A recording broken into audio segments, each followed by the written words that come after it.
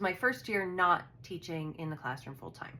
It was the same year that my youngest was going into kindergarten. So every year since then, she's now in 4th grade, I have offered, and the teachers have kindly taken me up on it, to read this book in French to the class. And I just got back from reading it for the last time in my daughter's 4th grade class. I also got to read it in 1st grade class. And I just want to tell you a little bit about it. It was such a cool experience. I love it so much. I hope the school will let me continue to come back and do this. So here's what I did. Now, in the 4th grade class, a lot of those kiddos, because I'd been coming every year to do this, they knew it. Like, they knew what to expect. They knew the story.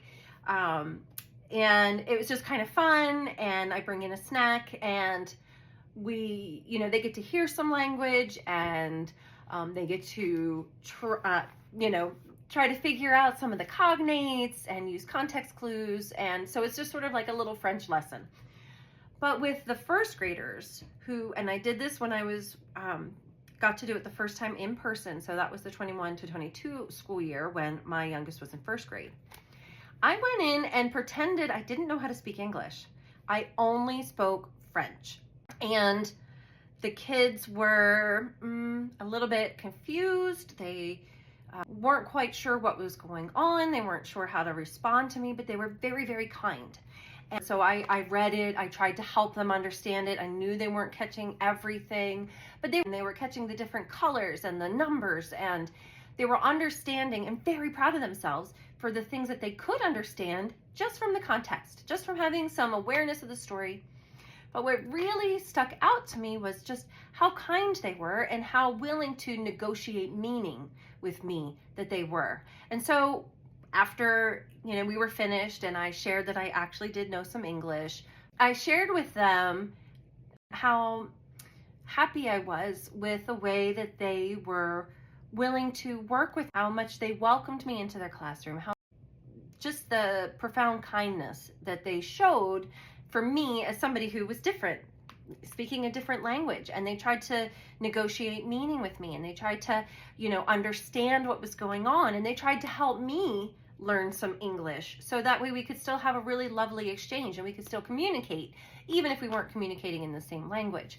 Now that I've been doing this for years and years, I've gotten to sort of expand that conversation.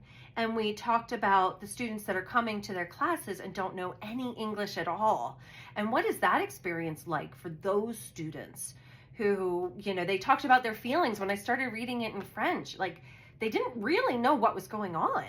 And they felt kind of stressed out, and they felt kind of confused. And some of them felt a little bit excited, and some of them were really curious. But it felt like it took longer for me to get through the story than if I was reading it in English.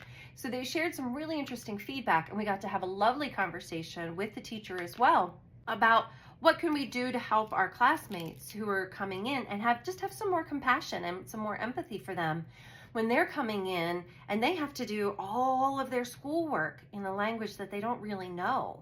Even if the teacher is being really nice, even if I was being really nice and I wanted to help them and they weren't scared of me, it still made them really nervous to not know what was going on, what was going to be expected of them, what they were going to have to do with this experience was all very new for them. So it was just really lovely to get to have that experience with the class. I hope that I'll get to continue to do that now that my kiddos are, after this year, no longer in elementary school.